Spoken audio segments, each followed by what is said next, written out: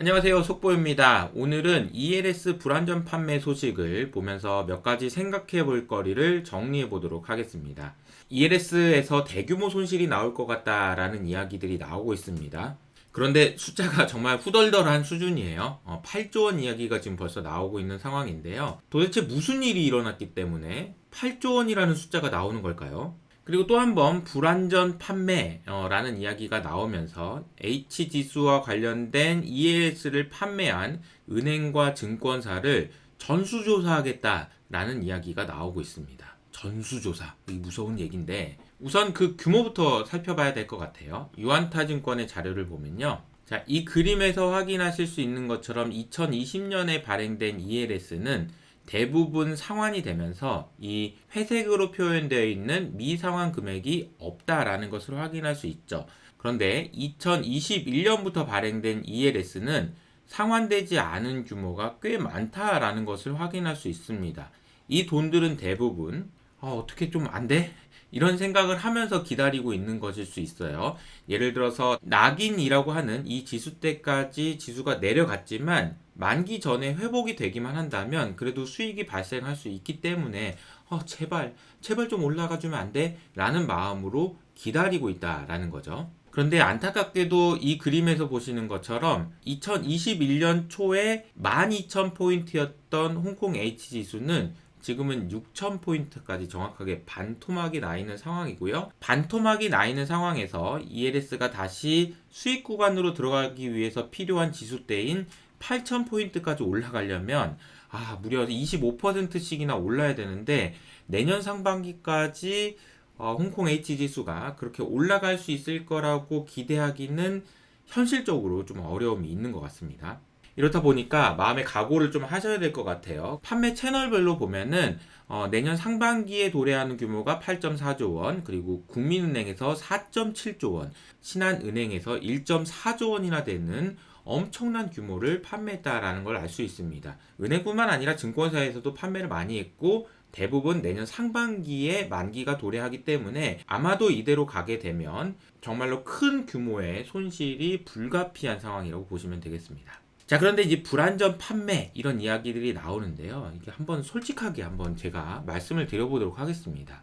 이 불안전 판매라는 건 뭐냐면요. 은행이나 금융기관이 금융상품에 대한 기본 내용이나 그리고 투자 위험성을 정확하게 설명하지 않고 고객에게 판매하는 것을 말합니다. 그렇군요. 그렇다면요. 우리 완전 판매는 뭘까요? 불완전 판매라는 것이 있다면 완전한 판매라는 것도 있을 텐데 그 완전한 판매가 무엇인지를 판단하기 위해서 시중은행이 인터뷰했던 내용을 보면 확인할 수 있는데요. 뭐라고 표현되어 있냐면요.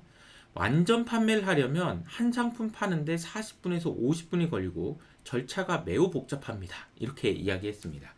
그러니까 이렇게 복잡하고 어려운 상품을 판매하기 위해서는 40분에서 50분 동안 붙잡고 있어야 된다라는 얘기입니다. 뭔가 억울함이 느껴지지 않나요? 그런데 한번 제가 솔직하게 얘기해 보도록 하겠습니다. 증권사든 은행이든 핑계거리가 있을 수 있습니다. 그때는 지수가 반토막 날 거라고 전망한 전문가는 한 명도 없었다 라는 식으로 전문가 뒤에 좀 숨어 보려고 하는 시도도 있고요. 40분, 50분은 어떻게 설명하냐 라는 식으로 불안전 판매를 할 수밖에 없었던 이유에 대해서 항변하기도 합니다. 그런데 솔직히 말하면요. 그냥 이 상품이 회사 입장에서 수익을 많이 주는 고수익 상품이기 때문 아니었나요? 이런 생각도 해볼 수가 있다라는 거죠. 정말 중요한 사건의 본질은 이겁니다. ELS 구조는요. 40분, 50분 동안 힘들게 고객을 앉혀놓고 설명한다고 해도 알아듣지 못한 용어로 귀찮게 할 뿐이지 그 본질에 대한 설명은 아닙니다. 저도 그 내용을 보면요. 이거는 파생 상품을 다 알고 있어야지 이해되는 건데 이걸 전부 다 알고 이거 좀 귀찮게 하는 것일 뿐이라는 거죠. 어떻게 보면은 이 내용을 다 설명했습니다라는 증거로 남기기 위해서 그리고 혹시라도 이런 문제가 생겼을 때 법적인 문제를 면피하기 위한 수단일 뿐이라는 겁니다. 그런 걸 다 사람들은 알고 있어요. 근데 제가 한번 ELS에 대해서 쉽게 한번 설명해 보도록 하겠습니다. ELS를 판매하는 건요, 딱 이런 표현이라고 생각하시면 돼요. 은행이든 증권사든 고객에게, 아이고, 고객님, 설마 홍콩 H지수가 반토막 나겠어요? 라고 물어보는 겁니다. 그럼 고객은 이렇게 얘기하죠. 아유, 반토막 나진 않겠지. 설마 그래도 지수가 반토막, 아유, 그런 일은 없겠지. 라고 이야기하겠죠? 그러면 은행과 증권사에서 선심 쓰듯이 이렇게 표현합니다. 아이고, 고객님 그렇게 생각하시죠? 그러면 제가 6%, 7% 고금리 드릴게요. 라고 이야기하는 거죠. 고객 입장에서는 그럴 가능성은 매우 낮은데 5에서 7%나 되는 금리를 준다고 하니 너무나도 매력적인 상품으로 다가올 수밖에 없고요. 그래서 투자가 일어나는 거다라는 것이죠. 그런데 이 구조는요, 정확하게 자동차 보험을 판매하는 구조와 일치한다라고 보면 됩니다. 다만 고객과 금융회사의 위치만 바뀌었다라고 보시면 되겠는데요. 자동차 보험을 판매하는 입장에서는 이런 상황이 됩니다. 고객이 거꾸로 보험회사에게 이렇게 이야기하는 거죠. 에휴, 설마 자동차 사고가 나겠어요? 라고 이야기하는 겁니다. 그럼 보험회사에서 아유, 보험회사 자동 운전 열심히 하실 거잖아요. 사고 안 나겠죠? 라고 이야기하면 고객 입장에서 이렇게 하는 거죠. 아, 자동차 사고가 안 날 것 같죠? 그러면 제가 보험료 50만 원을 드릴게요. 라고 이야기하는 겁니다. 그러니까 고객 입장에서는 혹시라도 사고가 날지 모르는 상황에 대비해서 50만 원이라는 돈을 지불하는 것과 마찬가지로 은행과 증권사에서는 혹시라도 지수가 50% 이상 빠지는 극단적인 그런 상황이 도래하는 경우를 대비하기 위해서 고객에게 일정 금액 수수료를 주는 것이라고 생각하시면 됩니다. 즉, 다시 말하면 ELS를 산 투자자는 보험 상품을 판 보험회사와 똑같은 포지션에 있다라는 것이고요.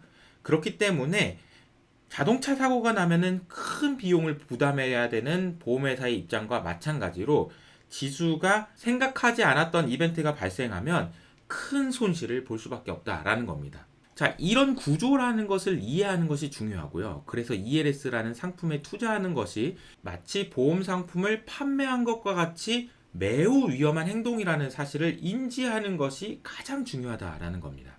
이 이야기를 설명하는데 40분, 50분 걸릴 일이 아니라는 겁니다. 결론을 정리해 볼까요? 내년 초에 ELS 상품에서 어마어마한 손실이 날 수 있다는 것을 미리 공개하면서 사회적 문제가 될 수 있는 이 사안의 충격을 줄이려고 하는 당국의 시도는 이해가 됩니다. 하지만 문제의 본질은요, 4, 50분 동안 설명하면서 법적인 면피를 하려고 하는 것이 아니고요. ELS 상품이라는 것이 본질적으로 무엇인지에 대한 투자하는 사람과 판매하는 사람들 모두 공감대를 형성하는 것이 문제의 본질이 아닌가라는 생각이 듭니다. 오늘은 ELS 불안전 판매 소식에 대해서 전해드렸는데요. 다음에도 또 중요한 이슈가 있을 때마다 찾아오도록 하겠습니다. 여러분의 성공 투자를 응원하면서 저는 여기서 인사드리도록 하겠습니다. 안녕!